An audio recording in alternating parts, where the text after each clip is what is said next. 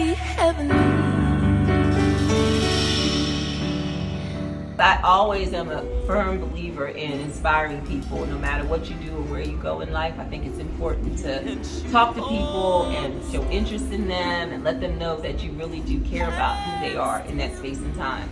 So for me, music is a way of connecting people, and it's like a universal language. So it was a no-brainer for me to say, what do I want to do with my life? I want to inspire you. That's it.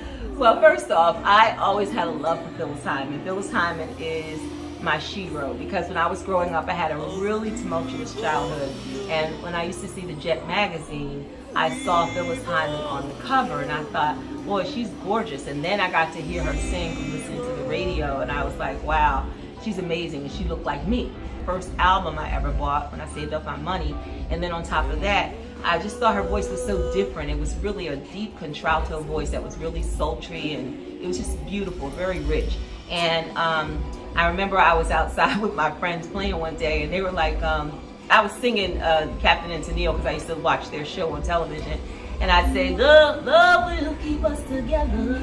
And they'd be like, you could sing. I said, no, I'm just mimicking. They said, nah, girl, you could sing. You know, I went to church, and I joined the church in ministry, and I started singing in the choir, but everybody, even when I was in church, they said, Lord, child, you sound like Phyllis Hyman singing a gospel song.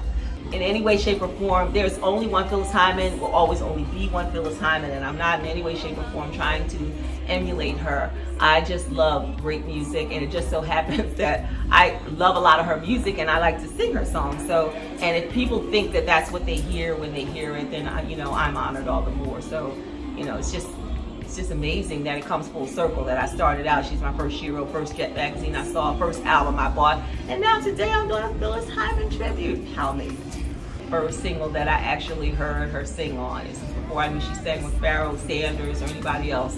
It was definitely somewhere in my lifetime. I mean, that was the song that played on the radio just constantly, and I was like, wow, I love that song, and she hit that high note at the end. It was just great, so it was magical, really. The main thing, one of the things I didn't focus on intentionally was her death. So my decision to provide this program to people, it has a collage of pictures, and those pictures are of her in her life, because we're celebrating her music, her life, who she was as an icon, who she was as an entrepreneur. She was one of the first female bosses that there ever was, that back in the day was doing a lot of stuff. I mean, she did commercials. I mean, she wrote music, she sang with a lot of different bands, she did a lot of her own stuff, she recorded, and she just is an entity all in of herself. So for me, I find that I'm very proud of her, because the sad part is she never got to know how invaluable she was and what she contributed to the music industry. But the bottom line was that Phyllis was amazing, and I'm hoping that by this show people get to be introduced to or reintroduced to her music, and how wonderful it is. It's so diverse. She's done so many things, from being on Broadway to having various albums out, and even the band members were saying, I never knew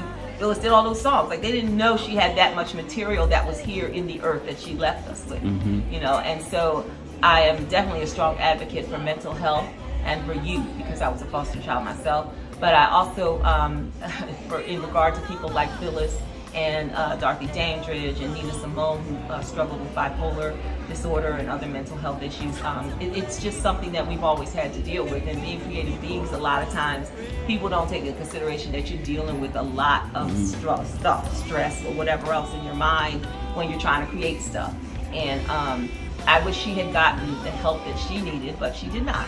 What we have to do now is just celebrate the great music that she left us, and let people who enjoy her and love her music actually get to. Well, we appreciate you taking out time. We know you have to get ready to hit the stage. Yeah. So we look forward to seeing you as you give us your blessing. Oh, I appreciate that so much. It's my honor and my privilege and my pleasure, for sure. Thank you.